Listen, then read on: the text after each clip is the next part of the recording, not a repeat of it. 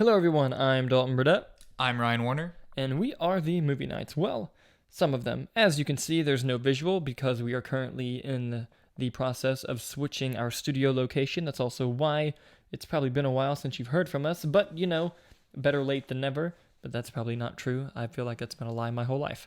But anyway, today's a very special episode. It's not going to be very long either. We're just going to talk about our top 10 favorite movies of the year so far. We're more than halfway through the year. We don't have our shit together, so this probably should have come out a few months ago. But like I said, better late than never. How you doing, Mr. Warner? Oh, I'm great. But similar to last year, around this time is when we did our top movies of the year so far. Yeah, I actually looked at my list because I do my list off of Letterboxd. Again, we're not sponsored by them, but hey, if you want to throw a sponsor our way, that's fine. Because I have it dated. Last year we did it on August 21st. So yeah, around the same time, because that in the next few weeks, that's when we're going to see all the Oscar movies and shit. So it kind of works out. Yep. But yeah, let's go ahead and talk about our movies so far. All right, so how we're going to do it is one of us is going to give a number 10, and then the other one will give number 10, and we'll go all the way up to number 1. Again, this list will change by the end of the year because this is just a so far list.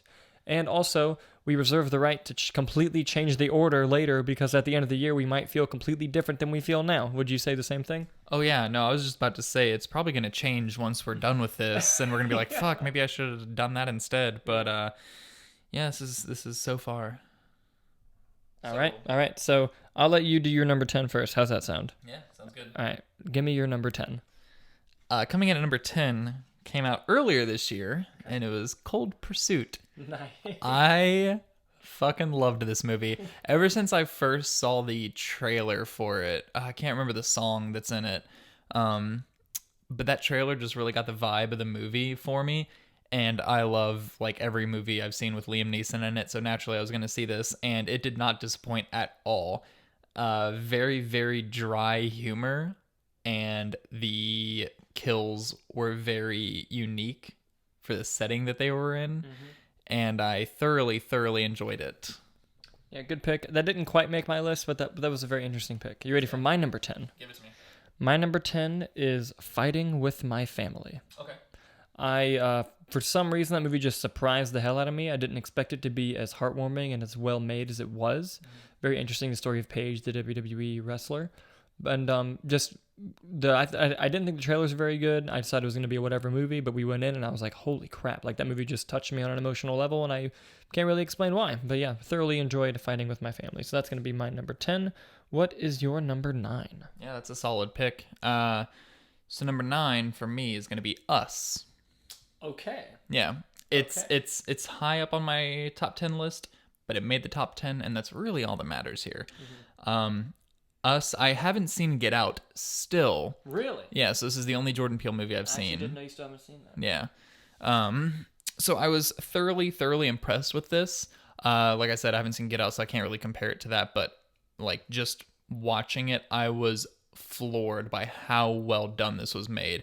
Especially with the whole twist, and while it's kind of predictable if you really just sit down and think about it and analyze it, but it's just so well done, and he doesn't really cheat the twist either, which is really good, and he stays true to the movie, so I was thoroughly impressed with it, and it felt like a classic horror movie where it's more of like a thriller, but it's still a horror movie. Yeah. You will eventually hear that same title on my list, just not this early. Yeah. My number 9 is going to be Once Upon a Time in Hollywood. Really? Yes. Okay. I really enjoyed the film. However, it's probably my least favorite Tarantino film that I've seen. There are still 3 that I have not seen. But that doesn't mean I didn't enjoy it. I thought the film was very well done. The only thing is it was a little long. Lots of scenes of Brad Pitt driving for no fucking reason.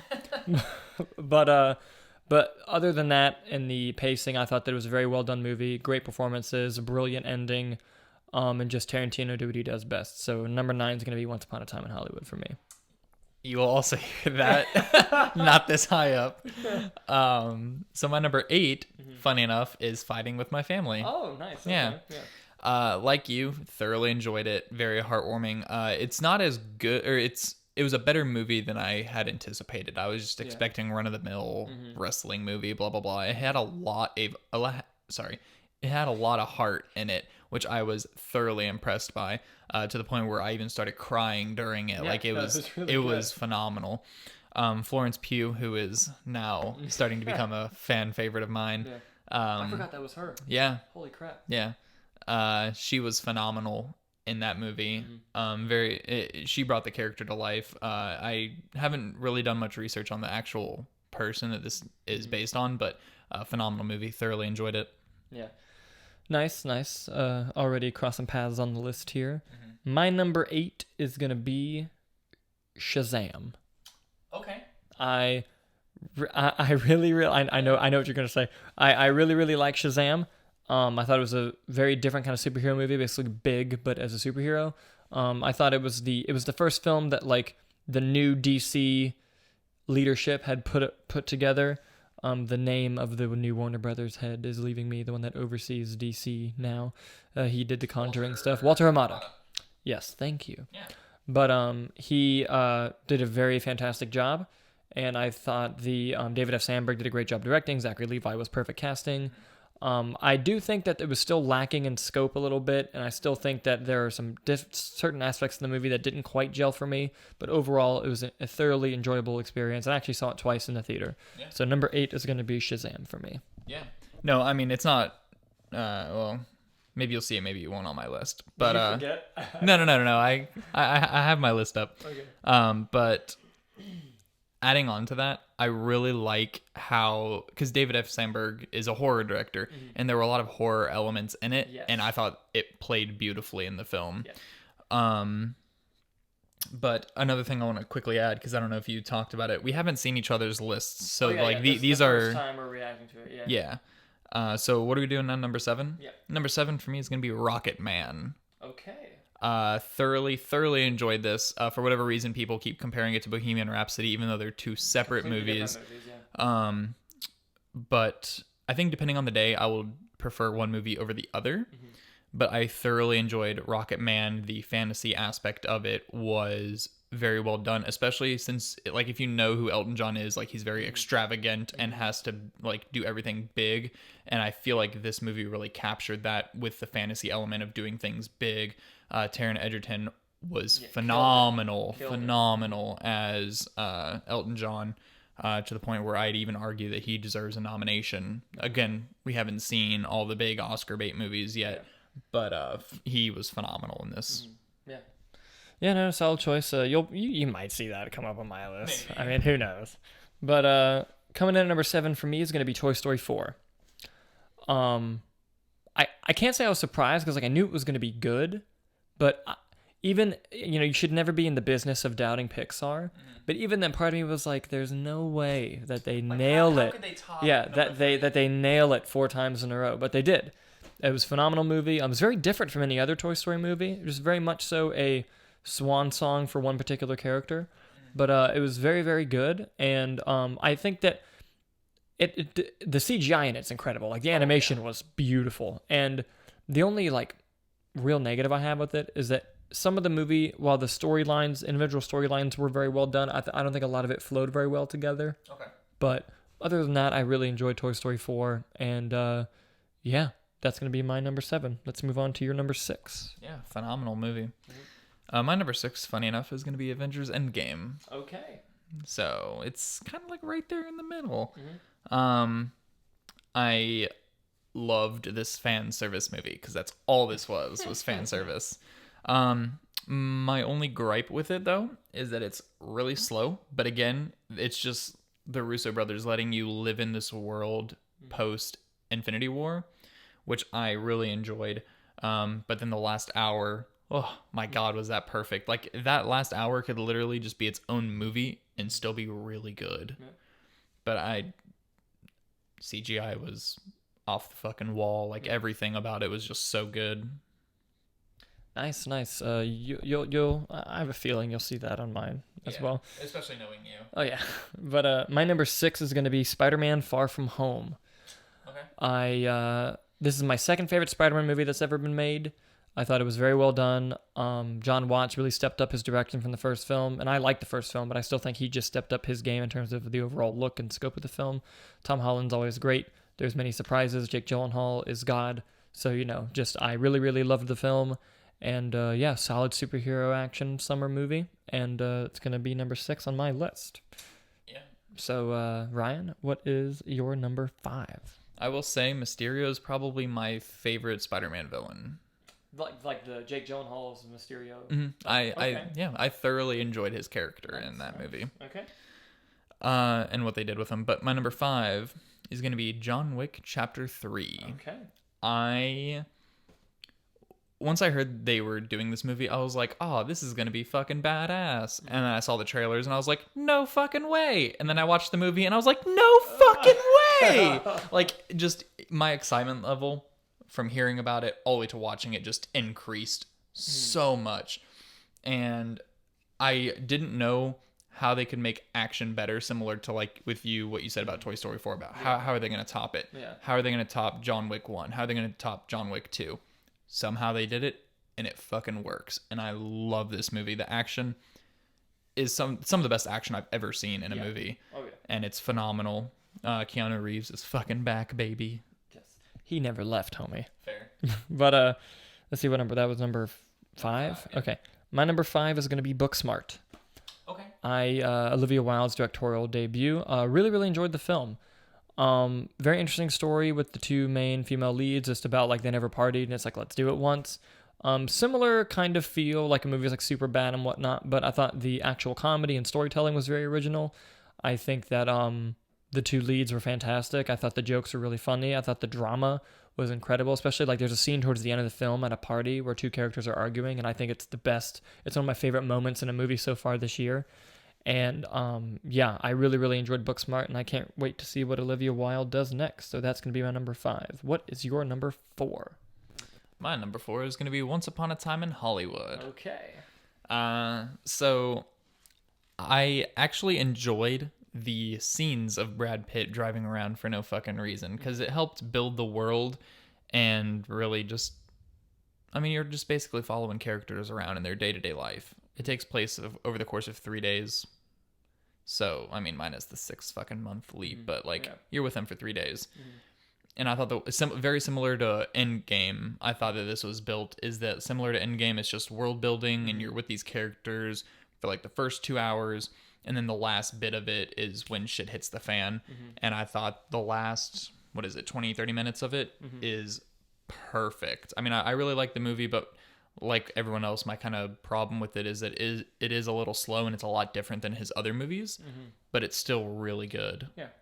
So he drives around to establish the world building of California. Well, old time. I know. Hollywood. I'm joking with you. I like the movie also. Good. Coming in, it wouldn't be on my list if I didn't like it. Fair. Coming in at number 4, ironically, is John Wick Chapter 3, Parabellum.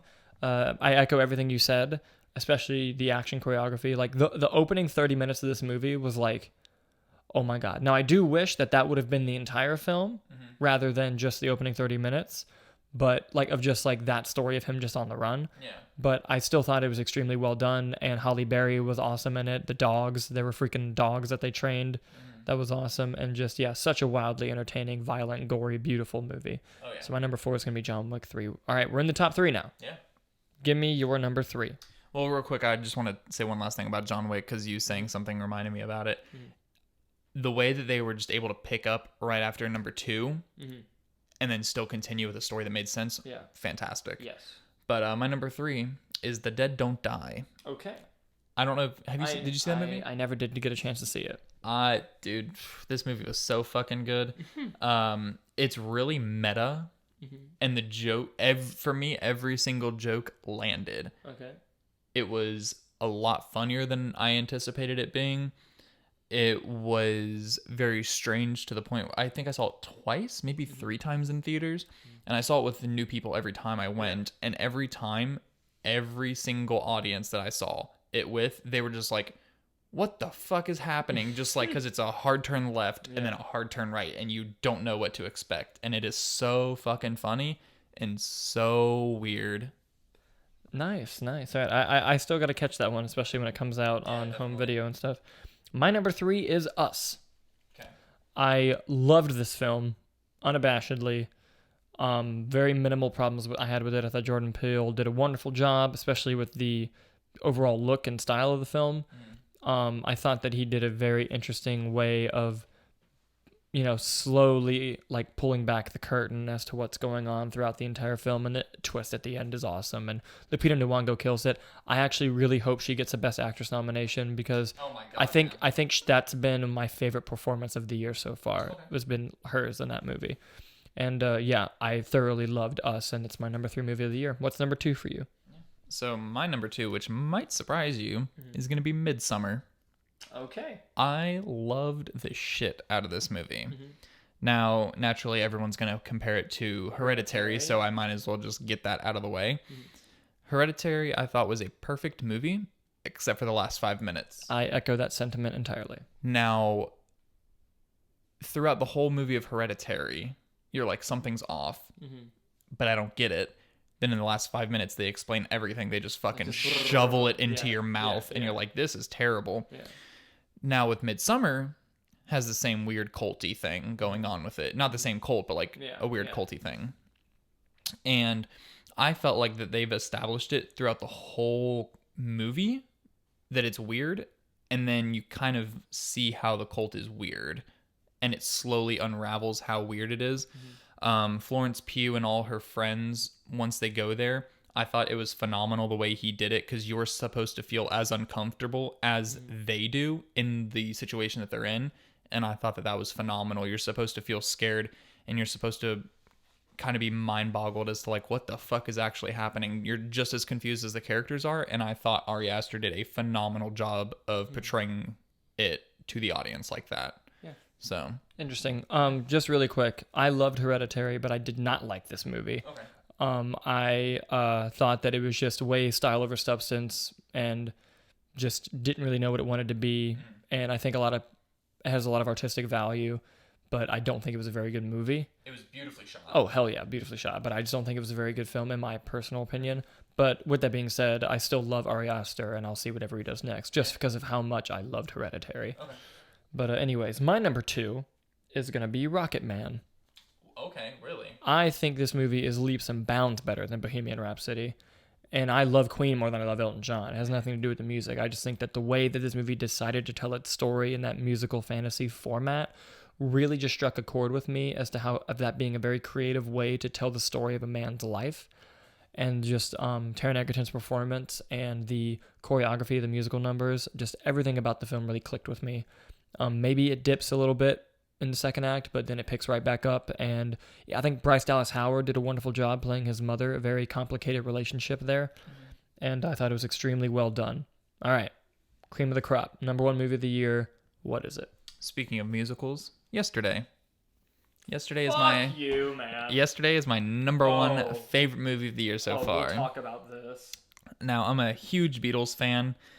The guy who Ishmael Patel, phenomenal job. I believe this is his first real acting credit, because I think he was like a TV actor or something like that before. So like his first film, I thought he fucking nailed it. Lily James, perfect as always. I really liked their complicated relationship. I know that we've talked about this. Hate their relationship. Yeah. Go ahead. I thoroughly enjoyed their complicated relationship. And the running joke of the movie is that like a lot of these pop culture things don't exist. That was very funny. Obviously, the Beatles. I can't remember a lot of the other ones, but like the other big one that I really remember is Harry Potter. Like Harry Potter doesn't exist. But there's a few pop culture things like that don't exist, and I thought each one of those was hilarious in the way that they portrayed it. I really loved the world that they lived in afterwards, and that he felt like he had to show everyone how great this music is, and I really liked that. And that my favorite part about the movie, which is what you hated the most, is that they still live in that world. Yeah, no, They don't go back to the original world. They stay in that alternate world or whatever. Yeah.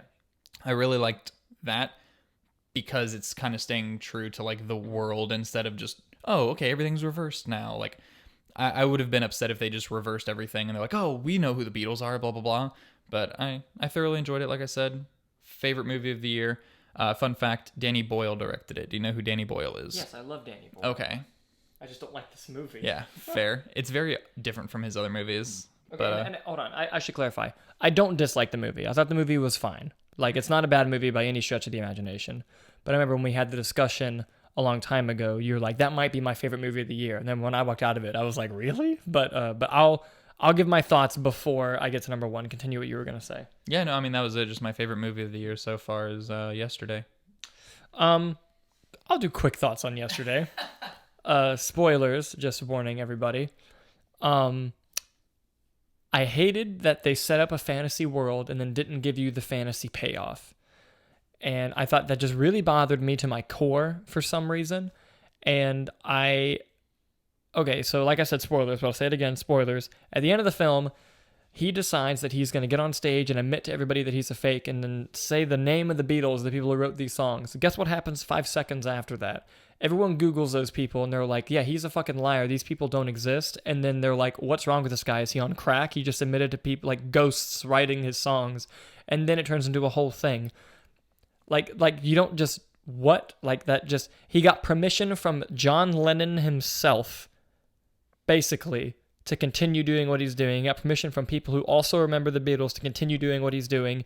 He stops doing what he's doing because the girl he likes was too selfish to go be famous with him because she's a bitch. I love Lily James, but that character drove me crazy. Now, it would have been one thing if they established earlier in the film that she really loves being a teacher. She really loves like working with children's what she's always wanted to do. Like, you're not going to change her career. Like, that's totally fine. And if they would have established that, I would have bought it. But she literally starts off the movie being his band manager. And when he makes it big, decides, I don't want to be the band manager anymore.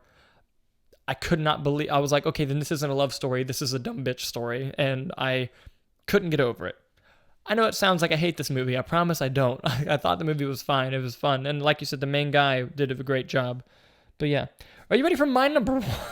Yeah, if I had to guess, I'd probably get it right. It's Avengers Endgame. No fucking surprise. And here's the thing, I didn't think that's what it would be when I made the list. Okay. Because I won't lie, since I know I'm biased towards comic book movies, I always try to make sure it's not number one every year. And I've been honest with myself. Like, whenever you see the comic books where they're at, like, they're not my number one. But so far, this is my number one. Now, with that being said, I think I like Infinity War a little bit better. I still haven't decided which one I like better. Like, this is going to be an ongoing battle for years. It will flip-flop on the day. Yes. But I liked two movies more than I liked Infinity War. But in my head, I like last year. But I like Endgame. No, I think those two movies are also better than Endgame. So if they would have come out this year, Bad Times at the El Royale and A Quiet Place. Okay. And if they would have came out this year, I probably still would put them above Endgame. Okay. But I still think that Endgame was a fantastic movie. Some people find it very slow in the beginning. I never found it to be slow. I thought it was always engaging, just from a different perspective, where Infinity War was always engaging with the action and the visuals. I thought this was engaging on an emotional level. They made choices that shocked me at first, but the more I watched it and the more I would understood what they were going for story-wise, because there's a lot going on story-wise, I completely understood why and bought it, and they never bothered me. There are moments in this movie that made me cry out of happiness. I cried out of sadness. I cried out of just, what's it called? A personal connection, just relatability with some of the characters and their problems. And just, I've been waiting my whole life to see the ending of that movie, just as a kid reading comic books, like seeing that, I just bawled. And you were there. Like, I just started, I quote unquote Logan cried, because that's a phrase we have, because I sobbed like a bitch during Logan. But anyway, yeah, Avengers Endgame is my favorite movie of the year, just on what a cinematic achievement it's been for the MCU all this time. And yeah, that's my list. Well, we did it. Yeah, go ahead and go from 10 to 1 again, just to review your list. All right, you go first. Oh, fucking okay. So for me, number 10 is Cold Pursuit. Number 9 is Us. 8, Fighting with My Family. 7, Rocket Man. 6, Avengers Endgame. 5, John Wick Chapter 3 Parabellum. 4, Once Upon a Time in Hollywood. 3, The Dead Don't Die. 2, Midsummer. 1, Yesterday. My top 10 are going to be 10, Fighting with My Family. 9, Once Upon a Time in Hollywood. 8, Shazam. 7, Toy Story 4. 6, Spider-Man Far From Home. 5, Booksmart. 4, John Wick Chapter 3 Parabellum. 3, Us. 2, Rocket Man. 1, Avengers Endgame. Well, thank you for tuning in and listening, everybody. I'm Dalton Burdett. I am Ryan Warner. And we will see you next time.